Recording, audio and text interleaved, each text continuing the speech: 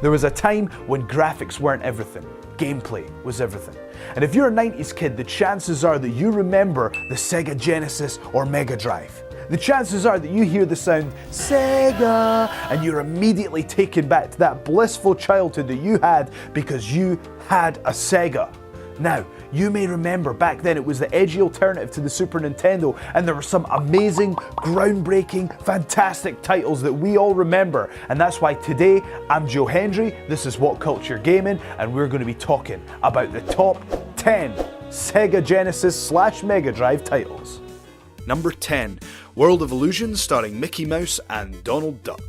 It's a bit of a surprise, but long story short, in the Genesis and Mega Drive era, this was when Disney was badass. This game is fantastic. It's got beautiful environments, all your favourite Disney characters, and it's got that super fun teamwork gameplay available for 2 players. And it was just a great, wholesome Disney story, but had a couple of eerie moments as well. This is a great game, and I recommend that you go back and play it. Number 9, Earthworm Jim.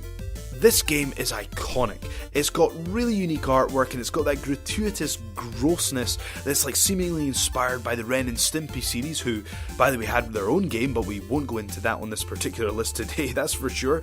But as far as Earthworm Jim goes, it's crude, it's disgusting, it's fun, and it's a damn good gaming experience. If you've got an emulator or lucky enough to have an old Sega, go back and play it because Earthworm Jim is just a whole lot of fun. Number 8, Super Street Fighter 2 Championship Edition. The reason we've chosen the Championship Edition is because the original version was ported over from the SNES, and many people feel that the SNES one was superior. But in the Championship Edition, which is one of the many spin-off improvements, they managed to go back, tackle some of the issues that they had, and add in some improvements and features as well. But overall, Super Street Fighter 2 is just simply one of the best, most balanced fighting games of all time, and it really stands the test of time. It's the speed of the action, the roster, the combat system. It's just amazing. For those who are serious about their beat-em-ups and they want to play them at a higher level, this is definitely the way to go.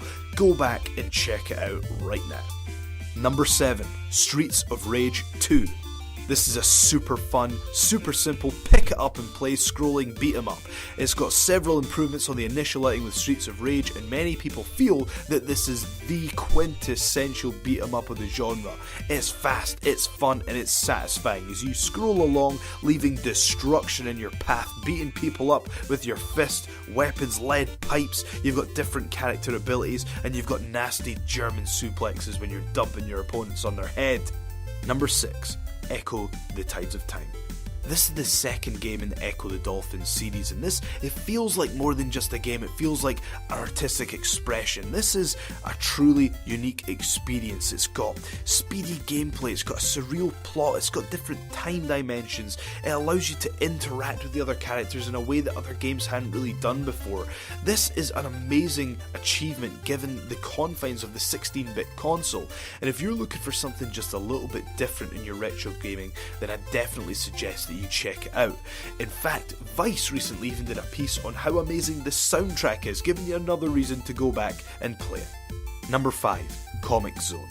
For the time it was made, this was ambitious, and this brings back great memories for me because this was at a time where comic books were at their peak.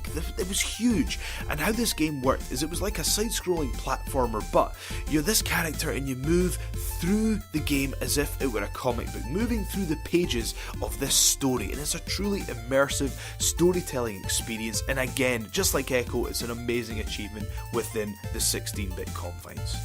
Number 4, Road Rash 2. This game is just my childhood. This is memories. This game is unbelievable. From the amazing, exhilarating soundtrack and the hilarious cutscenes that I feel have influenced the GTA series heavily, Road Rash is just a bundle of fun.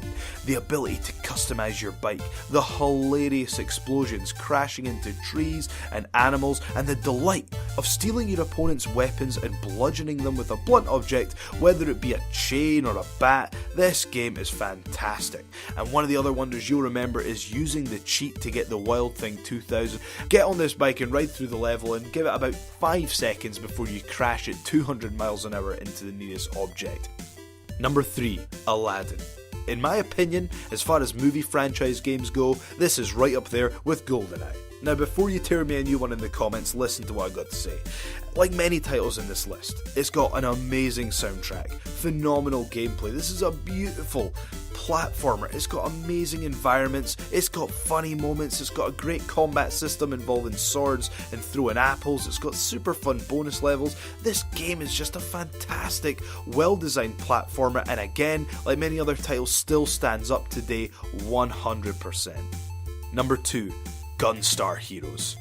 This game is a phenomenal achievement. Who would have thought that this pace of action was possible on the Sega at this time? It's super fast paced. Every new level introduces new concepts and different ways to play the game. Each level feels like a game in itself. I can't do it justice by sitting here and describing it to you. You have to play this shooter for yourself on the Mega Drive.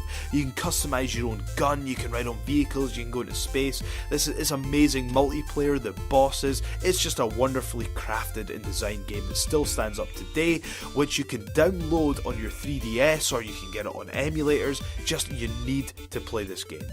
Number 1. You know what it's going to be, I know what it's going to be. There's only one game series that can be number 1 in our top spot here, and that is Sonic the Hedgehog ... If we're being honest, if it's just games, Sonic the Hedgehog is probably going to take up 4 spots on this list. But if we're keeping it 1 per franchise, let's think about which one we need to choose. For me, the 2 gaming experiences that go head to head in the Sonic series is Sonic 2 versus Sonic 3 and Knuckles. Because Sonic 1 is amazing, but the improvements that they made in Sonic 2 is unbelievable, and it's such a well balanced game, it's so well thought out, it works so well, so much replay value. And then when you've got Sonic 3 and Knuckles, you've got these new features, this new level design, great graphics, all the improvements, and it's a massive game when you put the 2 titles together. But if we're treating Sonic 3 and Knuckles as 2 separate games, i.e. Sonic and Knuckles and Sonic 3, you're forcing me to go with Sonic the Hedgehog 2. That game, in my opinion, is the very best single game for the Sega Genesis / Mega Drive that you need to play. It's simple yet extremely challenging, it's loved by kids and adults alike, and it's a game that you still need to be playing regularly in your adult life. I've been Joe Hendry. Please leave your comments below. Let us know what you wanted to see on this list. Thank you so much for checking out this video. Make sure you follow me on @JoeSHendry on Twitter, and make sure you share this, subscribe to the channel. I shall see you next time.